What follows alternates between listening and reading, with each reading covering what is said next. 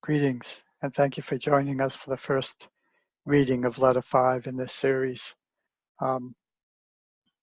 This letter goes pretty slow because usually a lot of discussion, a lot to understand and question, and it's a great letter. It's really the truth of being. So since we're at the beginning of Letter 5, there's no other work to do, other effort to do, so we'll just go right into that oneness. If you're not driving, I just ask you to close your eyes. Just release the breath you're breathing and take in a nice deep breath. A cleansing breath, a breath that brings in the light consciously of awareness of its presence. As without, within, as one.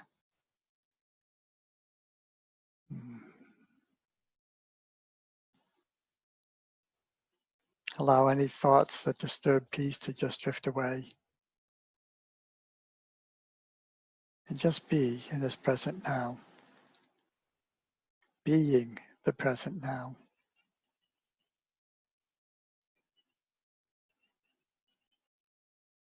With any sounds going on around, it's just our awareness of our consciousness awareness. It's bigger than our body. It's not confined.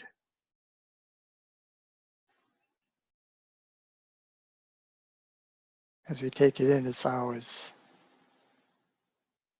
It's within us and without us. We take in the songs of the birds.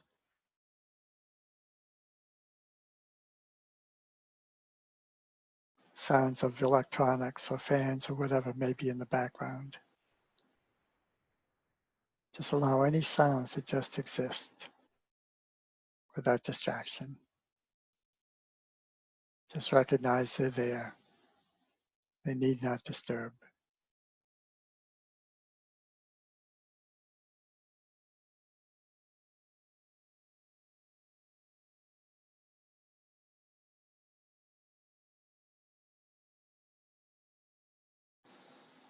What a beautiful place to be, the stillness and silence, knowing all is well.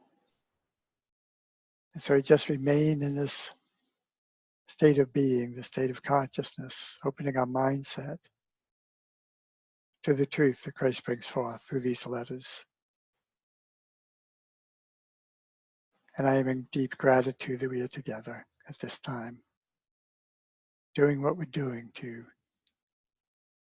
understand who we are, the truth of us, so that we can live it and be it and are free. And we give that freedom to everyone else. So in our orb, all are free, as are we. And just express love, patience, kindness, gentleness, self-assuredness, knowing who we are, without arrogance, without judgment, knowing everyone is who they are, right where they are. So I give thanks for this time that allows Christ to speak directly to the Christ of us, so that receiving its message, its blessing, we go forth and create a better world through creating a better ourselves. I accept it, I claim it for all, not just those of us that are right here, right now, but all around the world. All are opening to this truth, to this awareness that everyone is expressing God to the best of their ability, through their ignorance or through their education. Christ just comes to say, that may not be the truth or the whole truth. I bring you the truth of existence, the truth of creation. I give thanks for this letter, deeply understood, allows us to be that peace on earth we desire. I claim it for each of us. I accept it. I expect it. I know it is not only possible, but it is happening right here and right now. It is in this acceptance.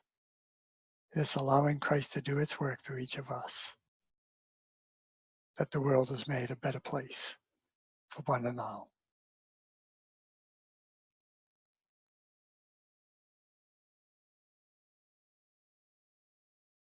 I'm grateful for the power of these letters. I'm grateful for our courage to live them as best we can. Not as pious of knowing something, but of being all that's contained in them. So I just let us be in the silence for a few moments before allowing Christ to come through us.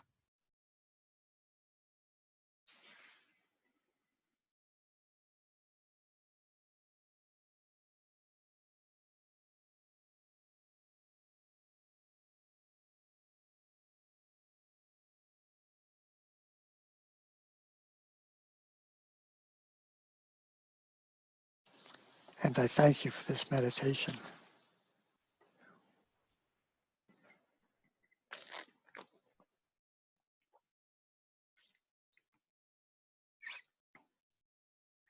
Pardon me, I know that can appear rude, but if we were in a classroom, this is the way it would be, right?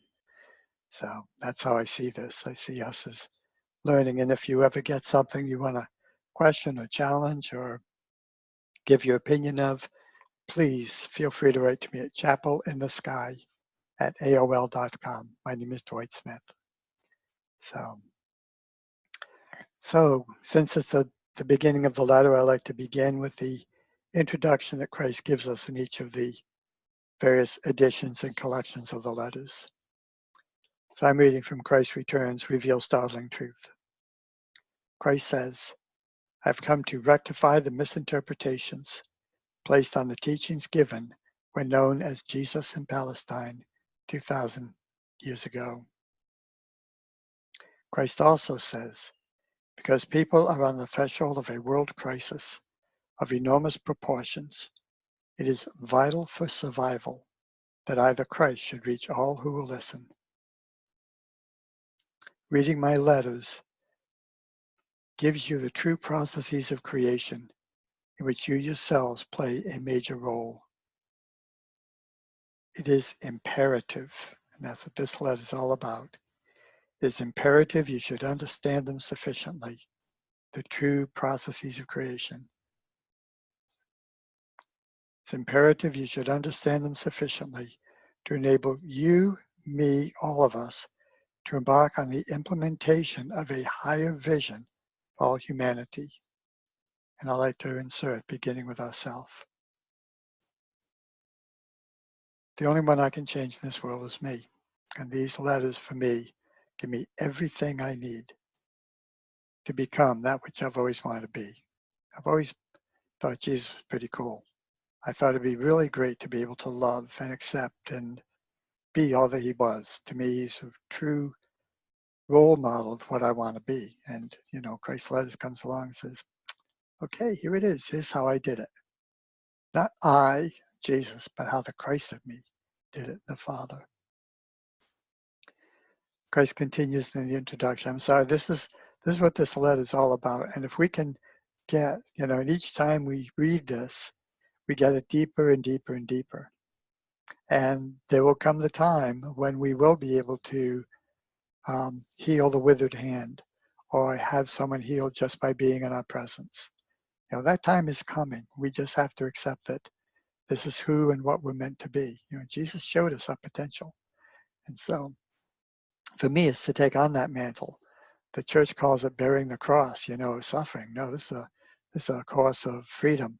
It's a course of love and, just beauty. So, sorry.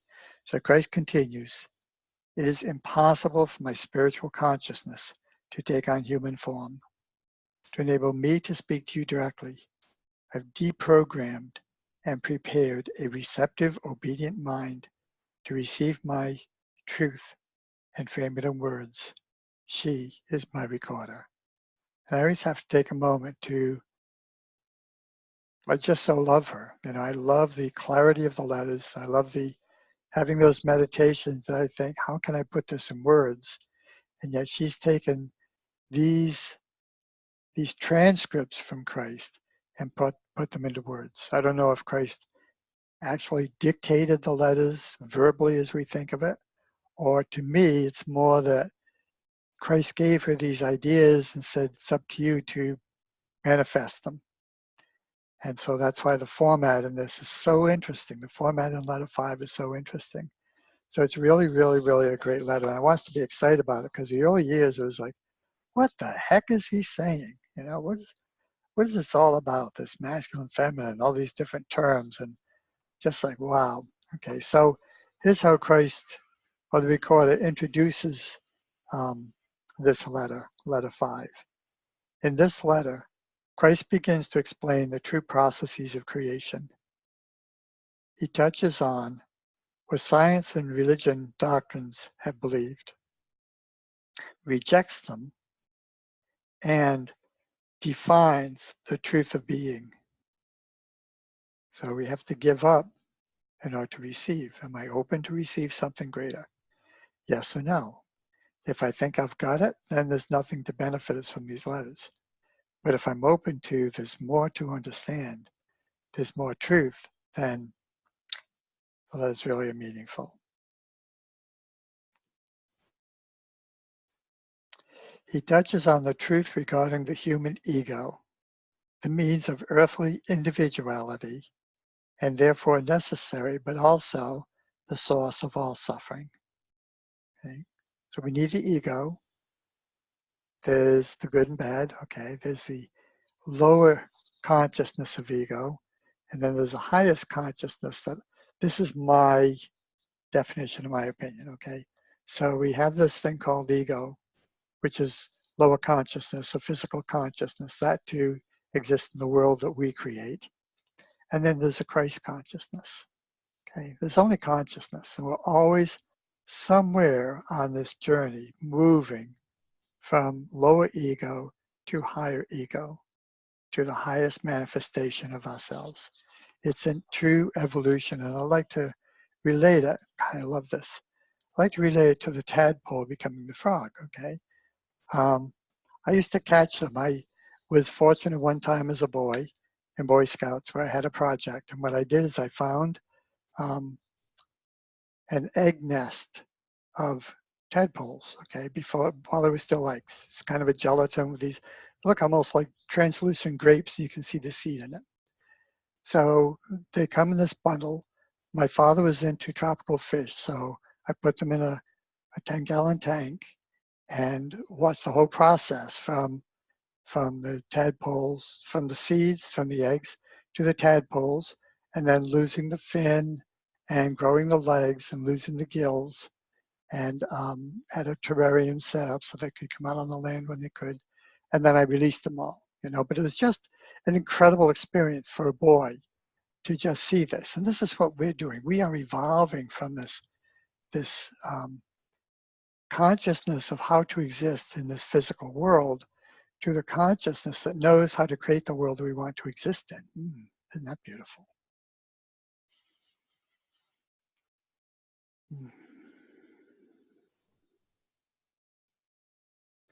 The world that I vision is just so beautiful, you know. I've read a book called Telos, T-E-L-O-S, and it's about the civilization called Lemurians who live beneath the earth. And they are living this Christ consciousness. But as Jesus was killed on the surface for living this truth, they said, why should we be with this conflict? So they have their own civilization. And they say, when we get to our level of consciousness, that they can assist to all come together, we will all be in this state of Christ consciousness. And for me, this is the world that I see. Even when confronted recently by one of my in-laws, I immediately, upon her rejection of me, I mean, absolute rejection of kicking me out of the house, it's like, that's okay. You know, it's like, it's okay for people not to like me. It's really okay, you know. It may sting for a while, but I'm not allergic to it, so it doesn't stay. But, love is the greatest thing that frees us. So that got me away from something I was saying. Oh, the world that we can create, we can all live this way.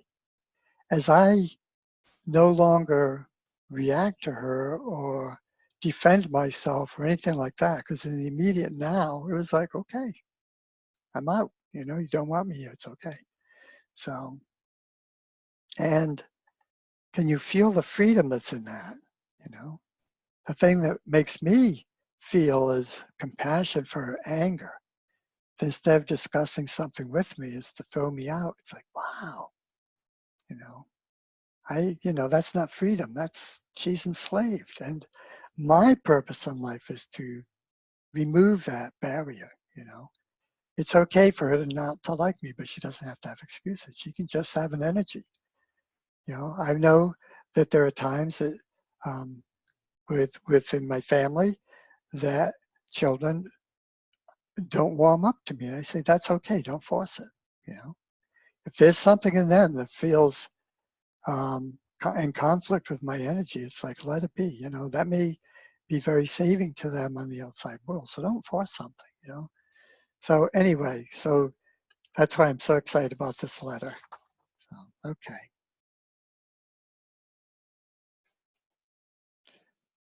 And I guess I apologize for being so excited because, phew, it's just wonderful. Sorry, need another drink. I just came back from vacation, so been doing a lot of driving, a lot of driving, and I'm still recovering from that. This is really my first full day back. So, okay, letter 5. Christ returns, reveals startling truth. I, the Christ, am writing this letter 5 to clarify,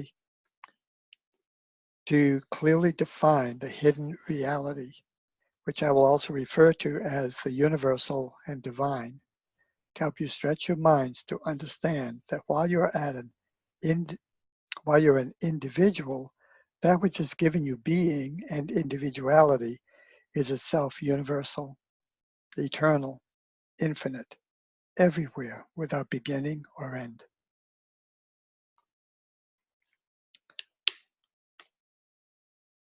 Well, I'm going to accept you reading along. It's going to show you the page, but,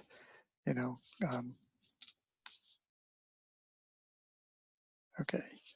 So I'm going to reread that paragraph because this paragraph is so full. It's like there's an awful lot encapsulated in these words. So it's really speaking an idea that has the words only represent the ideas that Christ is putting forth here. This is an introduction to the totality of these letters, which is going to be, for me, it's a whitewater ride, but I've now mastered the whitewater, so I can kind of float through it because I know the ins and outs of it, but it's still whitewater for me, believe me. Okay. I, the Christ, am writing this letter 5 to clearly define the hidden reality. That's bold and all uppercase and italicized. So this is like Christ really putting a lot of emphasis on this word. There's a hidden reality, and that reality is so big that, it's amazing that it can be hidden. That's our job, to unhide it. This hidden reality, which I will also refer to as the universal and divine, okay? So this reality is not the finiteness contained in a book or a given understanding. It's way bigger than this, okay? So Christ is saying, I'm bringing this into the universality of it because it's time to get out of the limited understanding of it. Get out of it's just the God of planet Earth or just the God of humanity or the God that has an evil side to it that works against itself. So Christ has come to dissolve and debunk all of these myths. Okay, he's using these terms because he wants to stretch our minds to understand that while we are an individual, while we see ourselves as this individual and this finite through whatever understanding we have of spirit and God and Christ, whatever word Buddha, whatever word we want to give to it, whatever limits us in any way, Christ is saying, I'm here to stretch that. I'm here to open you further and further. So as far as your imagination can go, I want to take it further. I want to stretch it more so that you can get more and more and more until you become the truth of your being, the infinite expressed through you, through me.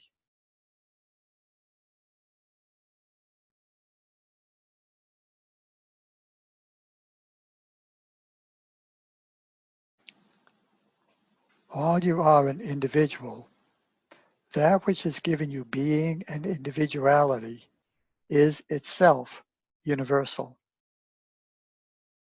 eternal, infinite, everywhere, every time, without beginning or end. So the truth of our being has no beginning or ending, okay? I was Dwight Colby Smith before I was conceived. Conception gave me the opportunity to bring this being into a life form to serve in whatever way he's meant to serve and to be served in any way he's meant to be served. Okay? And that's true for each of us. So Christ is saying that we are that which we think we are. So the higher I see myself, the higher I see my world, the less I allow doubt and drama to interfere with that, to conflict with that, to see, to look for, to claim, to accept in some way any of the horrors as it's moving us.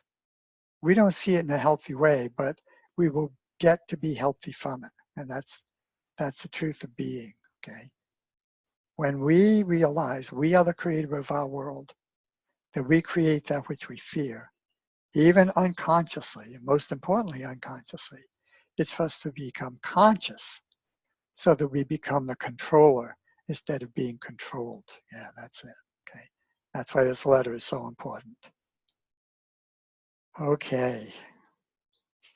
For the sake of those people who have chosen to read letter 5 before my earlier letters, describing my life and true teachings on earth, I will make a further statement that my true Jesus Christ self, my true Jesus Christ self, must not in any way be confused with the Jesus recorded in the New Testament.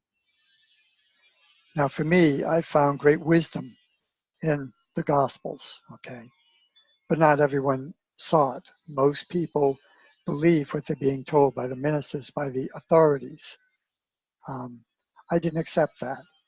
I fortunately had the Holy Spirit alive and living within me, so I heard a different message that generally was usually in conflict or at least in disagreement with what the ministers were teaching. And after a while, I got mad at God, okay? I came home, the minister said something I totally disagree with. And I took my Bible and I threw it at my bed. I still have that Bible, it still has a dent in it. I said, okay, Jesus, get down here, we need to talk. So I sat there with Jesus and I said, this is what the minister has said. This is what I believe to be the truth. Now, my being the truth, like stubbornly or like in the dark, is the minister really right and I'm wrong? Tell me. And so what was revealed to me is the minister has only been taught by other men who believe the same thing. You, Dwight Colby Smith, are being taught the same way Jesus was taught, by me, the Holy Spirit, the Father. And so that's how I read the Gospels, and I found that all the way through that. And I encourage you that if you read it that way, looking for the truth of existence, it's there. If you're looking for the true processes of creation, it's there. It's just the way it's been taught, it's not there. Okay? So listen always from the Father. Listen from the Christ within us, because this is who Christ is talking to. You know, it's talking directly to me, and I'm giving you what I understand to be the truth of the way I read it, the way I understand it. So,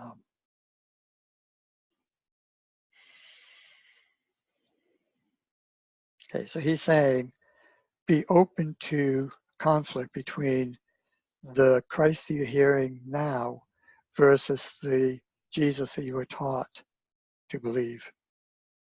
Since my original teachings in the form of the four Gospels have been distributed worldwide and grossly misinterpreted, it is my, Christ's, intention to begin teaching truth of existence by explaining the true meaning of my original terminology as quoted in the Gospels. This is necessary to dispel and eventually eradicate from people's consciousness the misunderstandings which have persisted and misinformed generations of spiritual seekers since my life on earth.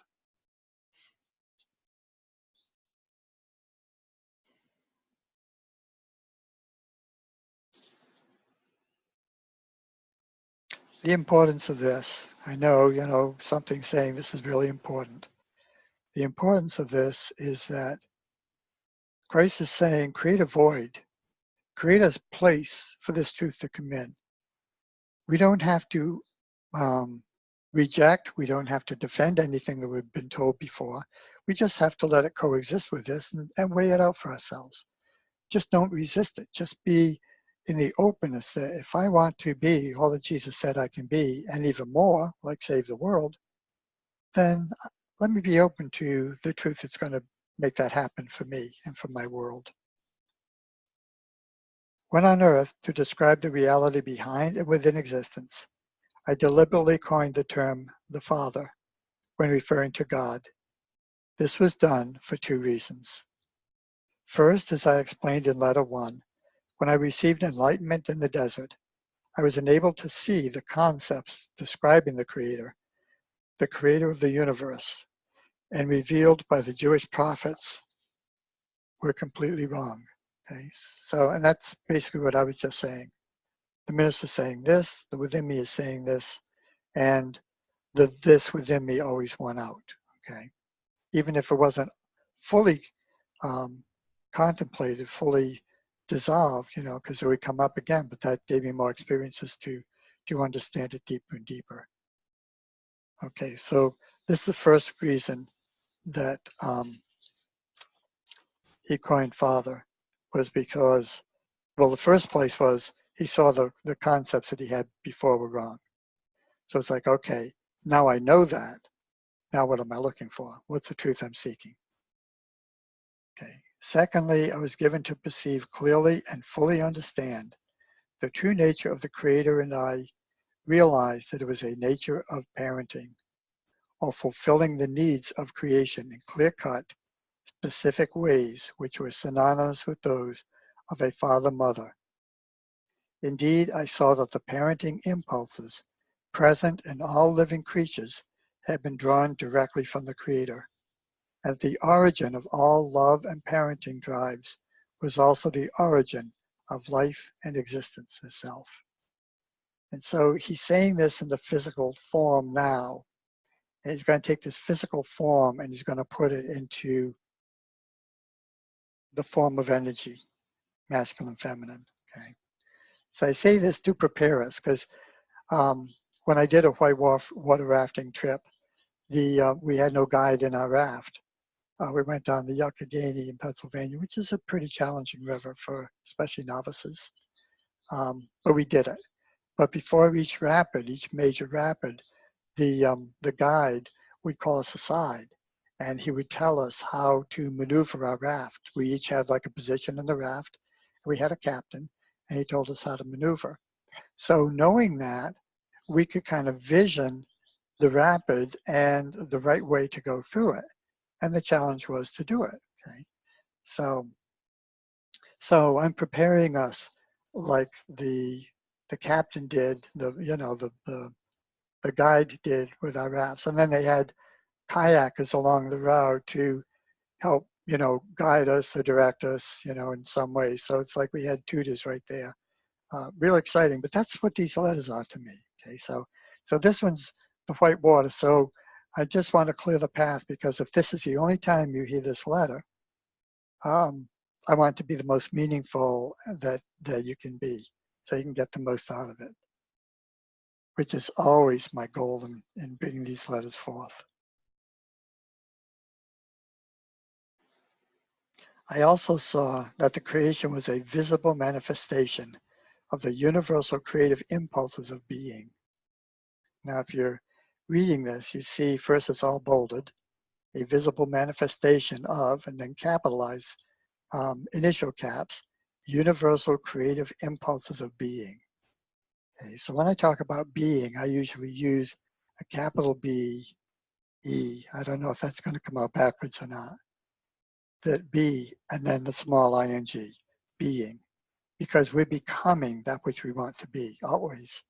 And so it's important to have a goal for ourselves. Mine is to be a fully manifested Christ, and everything assists me in this. For this reason, it was quite natural for me to speak of the Father when referring to the Creator, since to me this is what the Creator truly is in every way, more especially Father, Mother.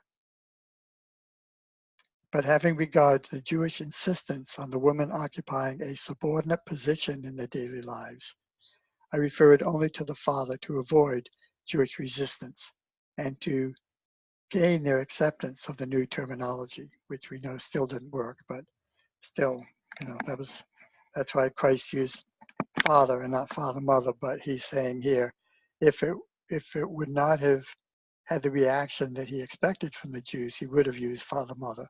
So it's important for us to know that as a place of identification. So every time in the Holy Bible, when we read Father, read it as Father, Mother, and we get a more clear picture, because the universe is all about that's what this letter's all about. I also coined the term Father to help the Jews realize that their concept of Jehovah and the rigidity of Jewish laws were totally erroneous. Also, by using a new terminology, the Father, to describe the Creator, the creative impulse behind and within all existence, I made it clear I brought an altogether new teaching in opposition to the accepted belief in a God which rejected certain people and sent disasters upon them as retribution. Okay? In other words, the God of Jehovah, the judgmental God, throw it out, ain't no such thing. Okay?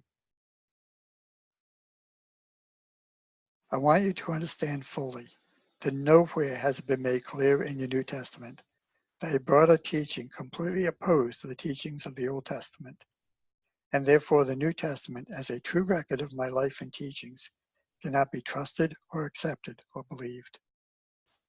A true and accurate record of my personality, enlightened nature, emotional attitudes and teachings themselves would have made it abundantly clear that the old Judaic forms of religion and my enlightened teachings were diametrically opposed in every way. And this, for me, is, I had none of this in my reading of the New Testament, okay, of the Gospels. That's all I paid attention to. So this is Jesus speaking. I had the red letter. So this is Jesus speaking. This is what I'm going to trust. All the other is like, it either conflicts with it or enhances it, whatever. But this is all I'm going to focus on.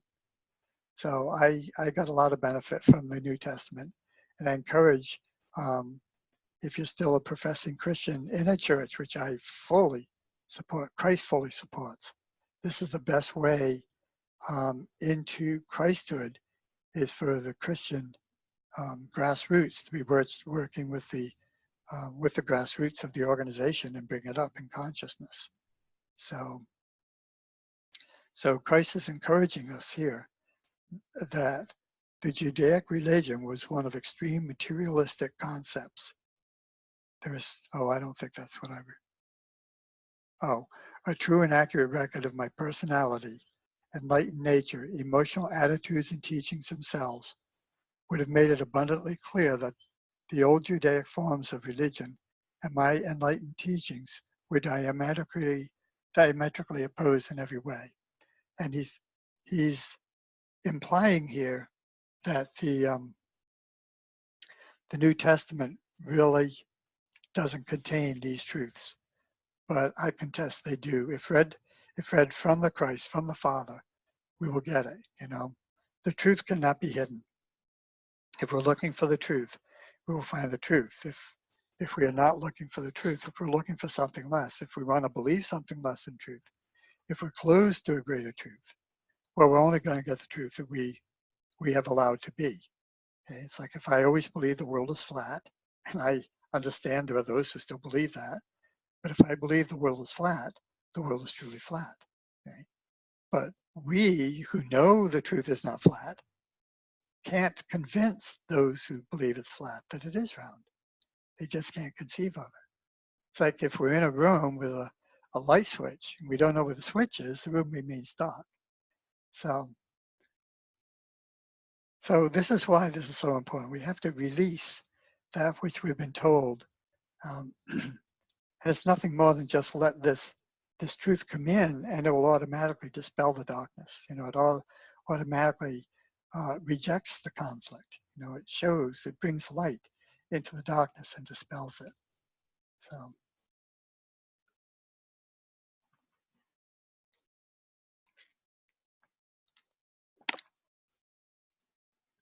And if you haven't read letters 1 through 3, letter 3 clearly makes it clear that Jesus was crucified because of this diametrically opposed teaching to the Judaic Jehovah. Okay, so their fear, of him overtaking, of his population and popularity, yeah, that's the word, taking over them, how are they going to feed themselves? They're not going to have control anymore. And that scared them. That scared the be Jesus out of them. It's like, whoa. So, basically we have to kill him. We have to, as it says in Christ Superstar, Jesus Christ Superstar, we need a more permanent solution to our problem. It's that simple. No, we have to get him out. So anyway, that's just beside the point. I love the stories of Jesus and bring them into truth. They are not to be greatly honored and respected for their transcendent states of mind. That's us again being conflicted by traditionalists, I'll just say. Okay. But as the prophets reached the average man and woman, their writings transmitted a different controlling message which is purely human and false. No control for good or evil is exercised from a God above. If there were, the world would not be in such a shocking state of upheaval and misery.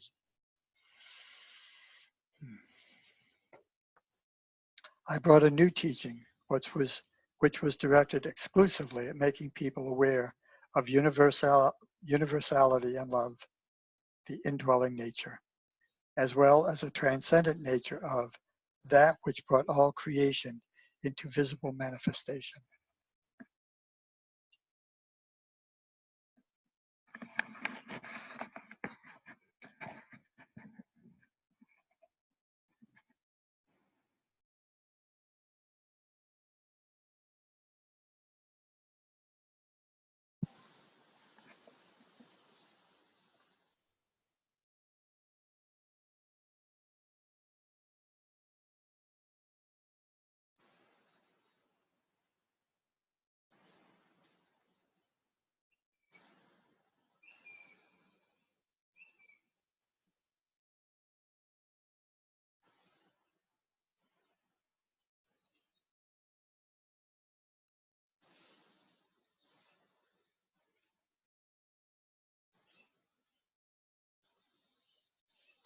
I'm speaking now. I want to make sure that you can still hear me.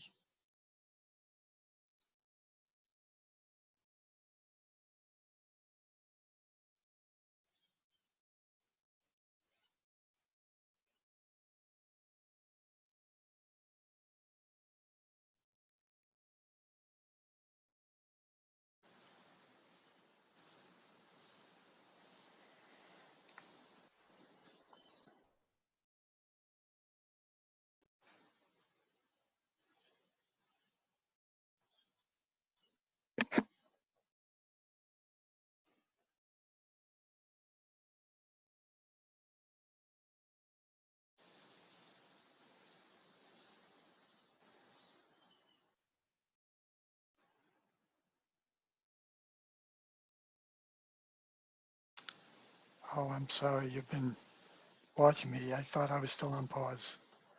Pardon me for that delay. I had to adjust my headphones, so I put it on pause, and evidently I clicked a button that took it off pause. So I apologize. Okay, I'm going to reread that paragraph because it's very necessary for what follows. I brought a new teaching which was directed exclusively at making people aware of universality and love, the indwelling nature, as well as the transcendent nature of. I came to bring the within to the infinite. So I want to transcend that limited nature to the transcendent nature, which is that which brought all creation into visible manifestation. It is my purpose to make this abundantly clear to enable seekers of truth to rid themselves of any remnant of belief that I was merely a prophet in a long line of Jewish prophets, that I continued preaching their themes of an almighty Jehovah, possessing ambivalent feelings towards his own creation. Fear of Orthodox Jews kept my disciples in line with which was that they had decided they would tell the people about me. You must remember that to gain new Jewish adherents to Christianity, they were afraid to discard the Old Testament since it had held the Jews together for centuries. Therefore, they extracted and added on from my teachings whatever was compatible with the old religious beliefs.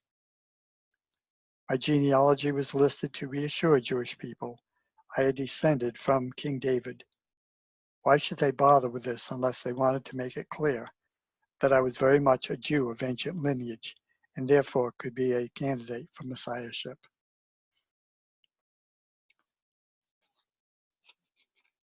So Christ is only saying this, that the Gospels were slanted still from the belief in Jehovah, still in the beliefs of the Jewish traditions. And if we're not looking for the truth higher than the truth presented, then that's all we're going to see. Talking about the Gospelers now. If they truly understood what I had come to earth to do, to break away from the past and lay the foundation for an altogether new future of understanding and activity, they would have made valiant efforts to make certain that people understood the true purposes which drove me to the day of my death. If they had understood that,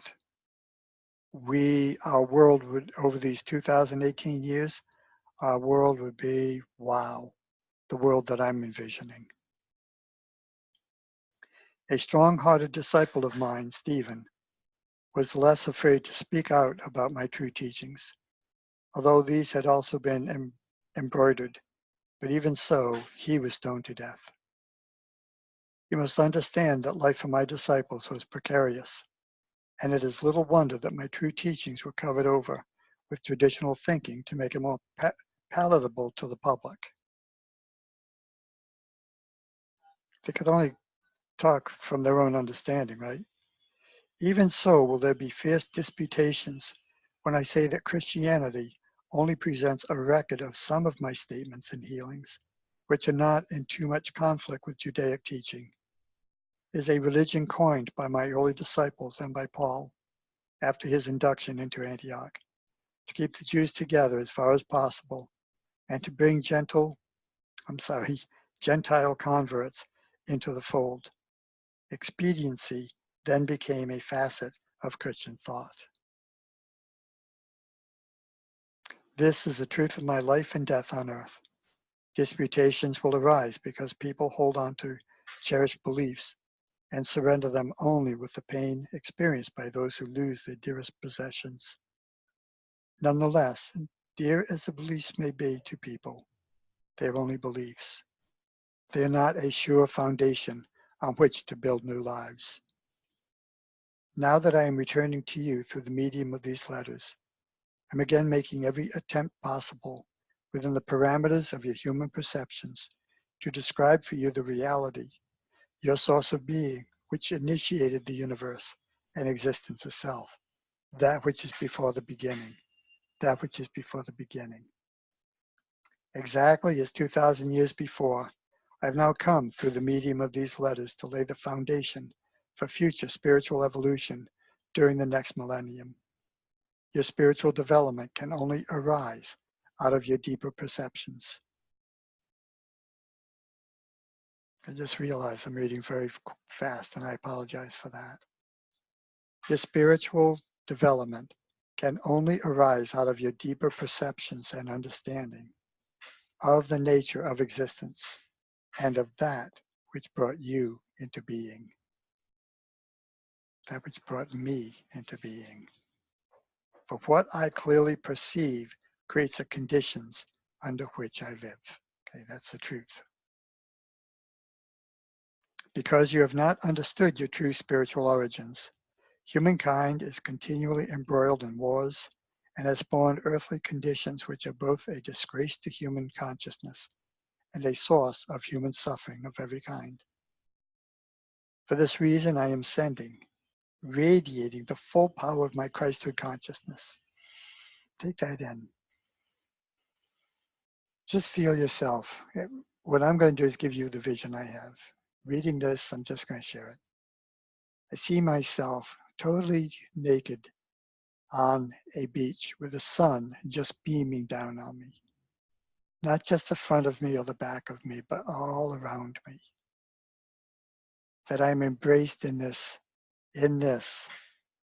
essence, this consciousness, this awareness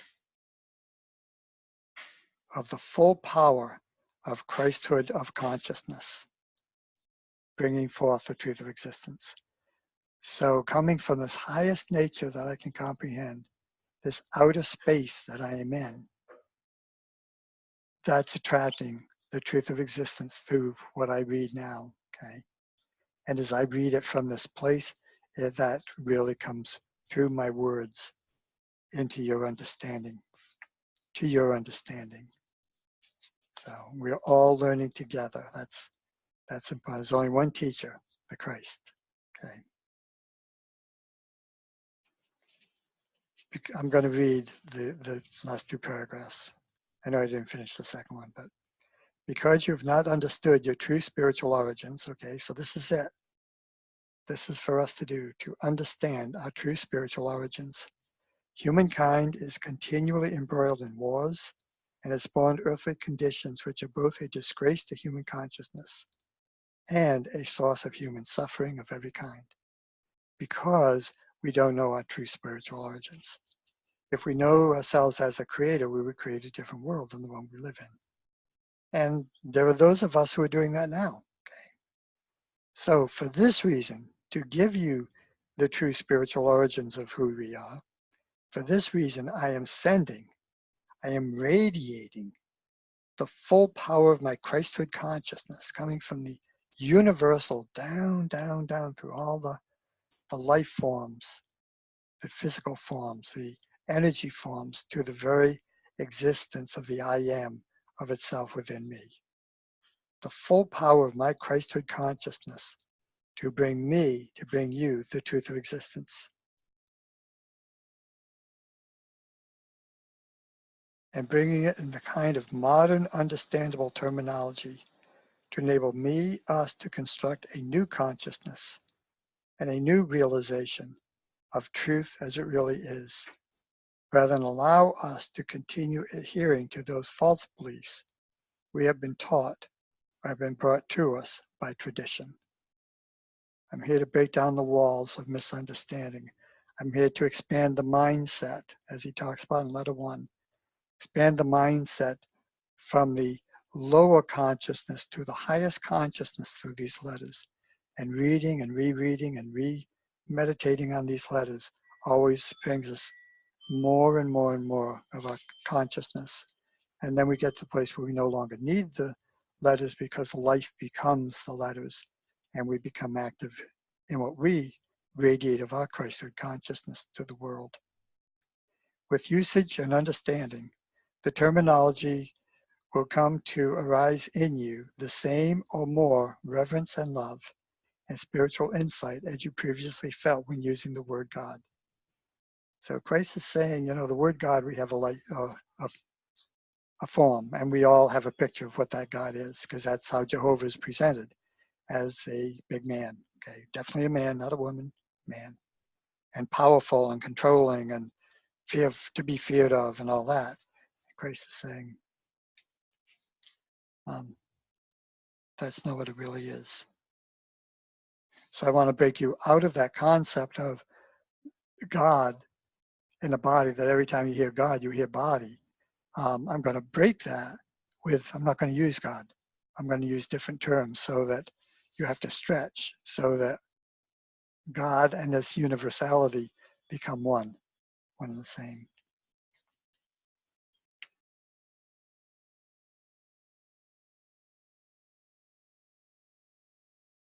Okay.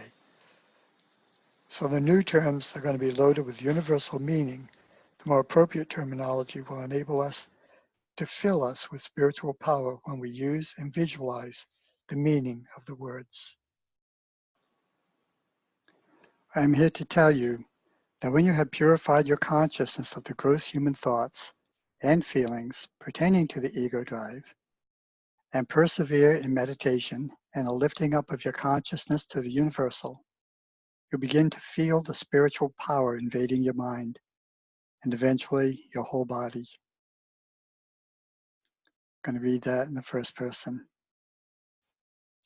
Christ is here to tell us, that when we have purified our consciousness of the gross human thoughts and feelings pertaining to the ego drive, and persevere in meditation and a lifting up of our consciousness to the universal, we will begin to feel the spiritual power invading our mind and eventually our whole body. World peace begins within. All life, all creation begins within, okay? Therefore, my teachings are exclusively directed at assisting you to open your consciousness to the newness of life, vitality, and spiritual power, that you may abandon your old way of limited and dissatisfied living and find a new source of inner joy and fulfillment of our every need. Think about this statement. I've not brought you a shoulds or should nots or frustrating restrictions you yourselves do not want to impose on yourselves. I've certainly come to tell you how your consciousness forms have life within them and eventually manifest in your world. But I leave it for your good sense to choose the healthy thoughts, the loving actions, and the right path leading to joy and fulfillment when you realize the true nature of creation.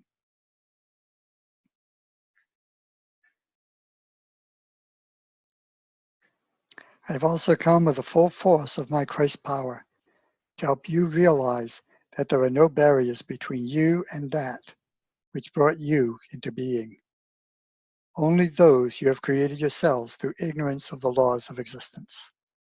So if we're only believing what we've been told to believe as the only truth, then we stay in that truth. We stay in that limited belief. Christ is saying, if you want to create the world you want, realize you, me, are the power to do it. Not we, the Father does it through us. I just put the vision out there, and it's up to Father to bring that vision into manifestation. I just have to keep trusting it and not doubting it. And that's the practice. I've come to help you remove the barriers of enlightening your present ignorance. I've come to help you remove the barriers by enlightening your present ignorance and teaching you how to open your consciousness, your entire being, to the inflow of that which brought you into being.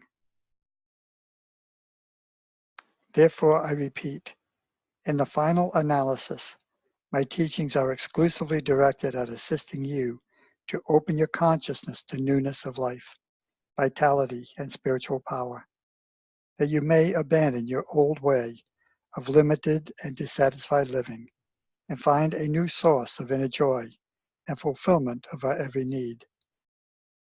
I long for you with divine love to reach the supreme state of being before you pass into the next dimension, that your passing may be painless and your transition one of sublime anticipation. This is the sole motivating purpose behind these letters, is to have us live the infinity that we will return to after we release our limited thinking. The above statement is more compelling and powerful rephrasing of the statement I made when on earth. Seek first the kingdom of heaven, and all good things will be added to you. I did not make this statement to entice people to be good. I stated a fact of existence. You must also understand fully and clearly that which you call God, and I refer to as universal, possesses none of the human attributes attributed to it by many religions.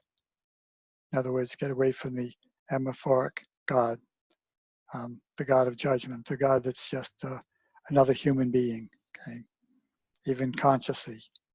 So, the human characteristics of anger, favoritism, threats, and punishment, for instance, only pertain to the human condition. Again, I repeat, I, the Christ, have come down to dictate these letters expressly to disinvest people's minds of the former human word pictures coined by prophets.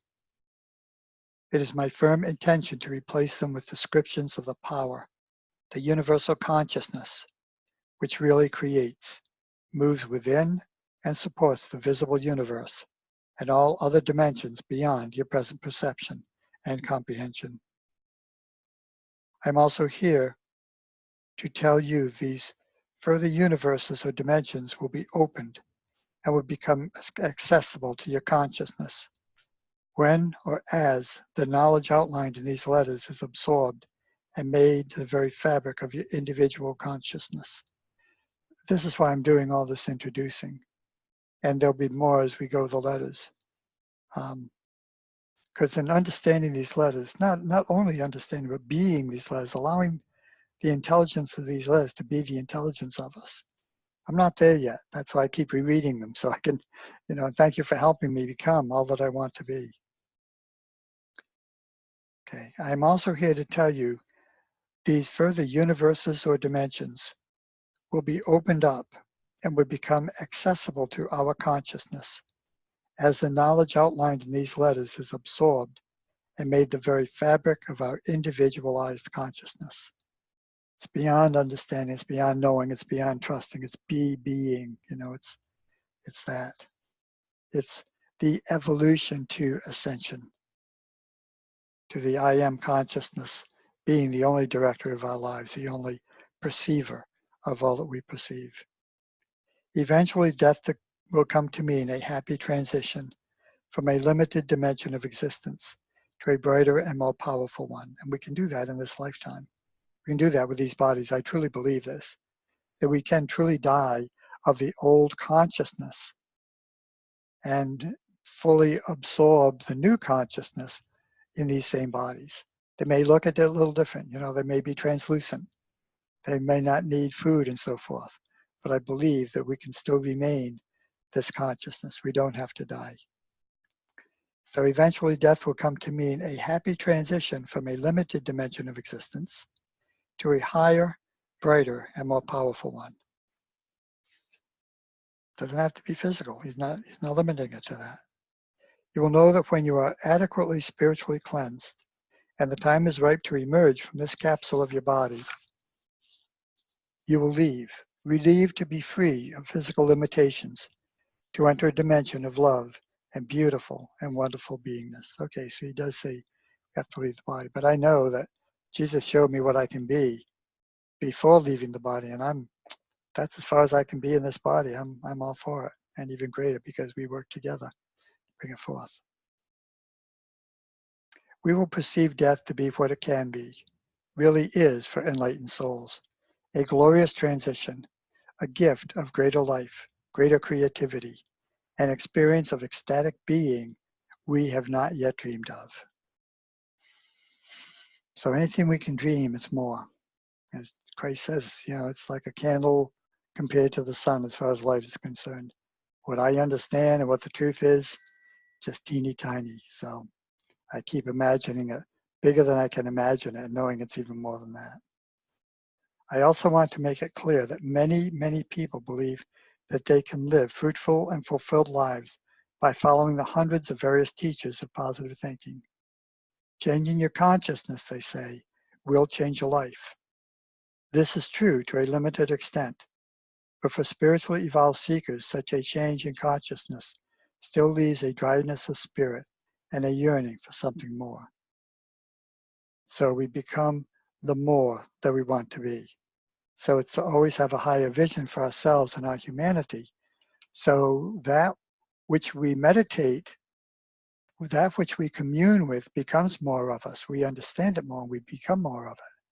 As we become more of it, we radiate more. So when this person, absolutely attacked me, hostile, just short of physical violence, I could just be in the love of, okay, nothing to defend, I'll just leave. I had no animosity toward it, nothing to defend. And I'm just saying that in a situation like this, that my earlier years would have been very reactionary, which may have had her actually call the police or put me physically out. That's not where I am. And what a blessing it is, and that's why these letters are so important, because I keep sharing them with you, you keep sharing them with me, and we come up in our consciousness. As Leo Biscaya says, we're all angels with one wing. We need each other to fly. And that's what you do for me, and I trust I assist in doing that for you. So God bless you. Thank you for being here. And we'll continue next week with the second installment of Christ Letter 5. Be blessed. Have a wonderful life, a wonderful day, a wonderful year, the year of peace on earth. You are doing your part as I am doing mine, and I thank you. And the universe thanks us. God bless us all.